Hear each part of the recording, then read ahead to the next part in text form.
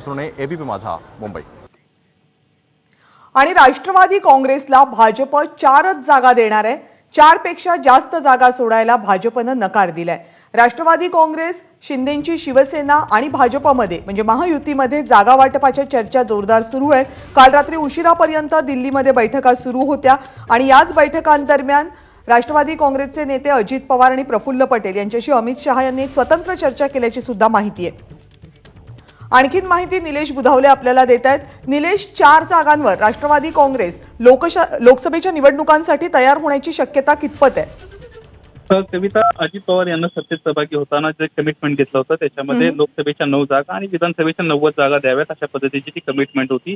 मात्र ही कमिटमेंट आता पूर्ण होणार की नाही याबद्दल सध्या शंका उपस्थित होताना पाहायला मिळते. कारण काल दुसरी बैठक महत्वाची अमित शहांसोबतची बैठक पार पडली आणि या बैठकीमध्ये देखील 4च जागा राष्ट्रवादी काँग्रेस पक्षाला मिळण्यासंदर्भामध्ये भाजपची तयारी असल्याचं पाहायला मिळालं आणि यामुळे कुठेतरी आता भाजप राष्ट्रवादी काँग्रेस पक्षाला जागा वाढवून देणार का हे पाहणं महत्त्वाचं राहणार आहे. काल अंतिम चर्चा पूर्ण झालेली नाहीये. पुन्हा 2 दिवसानंतर महायुतीची बैठक होणार आहे. केंद्रीय गृहमंत्री अमित शहा त्या देखील बैठकीत असतील आणि या बैठकीमध्ये अंतिमचा निर्णय होणार आहे. राष्ट्रवादी काँग्रेस पक्ष असेल किंवा एकनाथ शिंदेची शिवसेना असेल, नेमकी कुणाला किती जागा मिळणार हे स्पष्ट होताना पाहायला मिळणार आहे. सध्या जी माहिती मिळते त्यानुसार दोन्ही पक्षांना सिंगल डिजिट जागा मिळण्याची शक्यता दाट आहे. त्यामुळे अद्याप या संदर्भामध्ये कुठलीही स्पष्टता नाहीये. राष्ट्रवादी काँग्रेस पक्ष आणि एकनाथ शिंदेची शिवसेना जास्तीत जास्त जागा पदरात पाडून घेण्यासाठी प्रयत्नशील आहे. कविता, धन्यवाद निलेश, तुम्ही दिलेल्या सगळ्या सविस्तर माहितीबद्दल.